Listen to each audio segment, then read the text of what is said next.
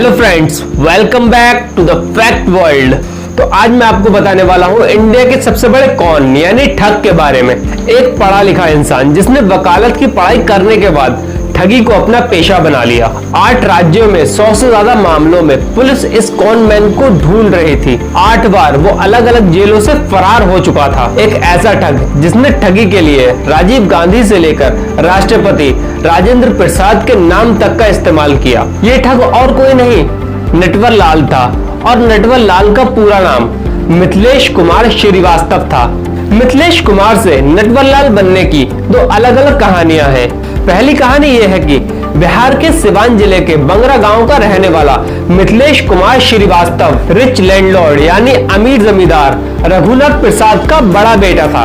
मिथिलेश पढ़ाई में एक बेसिक स्टूडेंट था। पढ़ाई की जगह उसका फुटबॉल और शतरंज में ज्यादा मन लगता था। मैट्रिक के एग्जाम में फेल होने के बाद उसके पिता ने उसे बहुत मारा, जिसके बाद वो कलकत्ता भाग गया। उस टाइम उसकी जेब में सिर्फ 5 रुपए थे। कलकत्ता में उसने बिजली के खंभे के नीचे पढ़ाई की।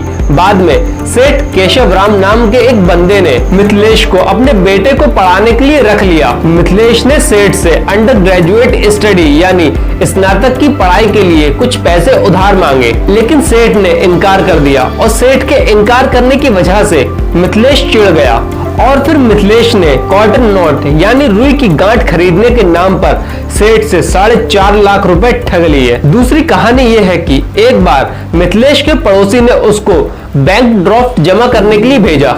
वहां जाकर मिथिलेश ने उसके साइन हूबहू कॉपी कर लिए। उस टाइम मिथिलेश को लगा कि वो जालसाजी का काम बहुत अच्छे से कर सकता है। उस दिन के बाद मिथिलेश अपने पड़ोसी के पैसे कुछ दिनों तक निकालता रहा। जब तक मिथिलेश के पड़ोसी को उस पर शक हुआ, तब तक वो उसके अकाउंट से 1000 रुपए निकाल चुका था। और फिर मिथिलेश कलकत्ता चला गया। वहां जाकर उसने कॉमर्स से एजुकेशन किया और साथ ही उसने शेयर बाजार में ब्रोकरेज यानी दलाली का काम भी किया। बड़े नेताओं के नाम पर नटवर लाल ने बहुत से लोगों को ठगा था। दिल्ली का कनॉट प्लेस सुरेंद्र शर्मा की घड़ी की दुकान में नटवर लाल अपनी पहचान बदलकर एक बूढ़े आदमी के भेष में जाता है और खुद को फाइनेंस मिनिस्टर यानी वित्त मंत्री नारायण दत्त तिवारी का पर्सनल स्टाफ DN तिवारी बताता है।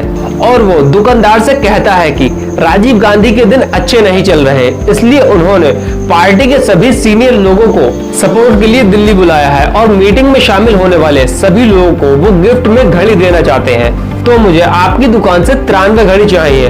दुकानदार को पहले तो इस आदमी की बातों पर शक हुआ, लेकिन एक साथ इतनी घड़ियों को बेचने के लालच से वो खुद को रोक नहीं पाया। अगले दिन वो बूढ़ा आदमी दुकान पर आया।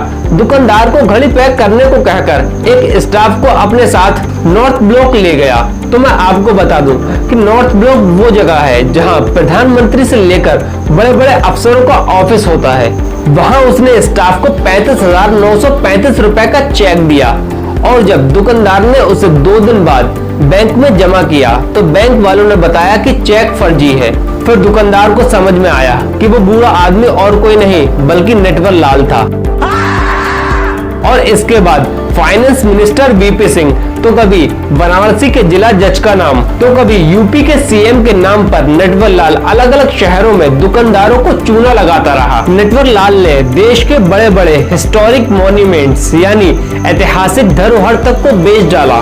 ठगी में नटवर लाल इतना तेज था कि उसने 3 बार ताजमहल और 2 बार लाल किला, 1 बार राष्ट्रपति भवन और 1 बार संसद भवन को बेच दिया था। राष्ट्रपति राजेंद्र प्रसाद के फर्जी साइन करके नटवर लाल ने संसद को बेच दिया था।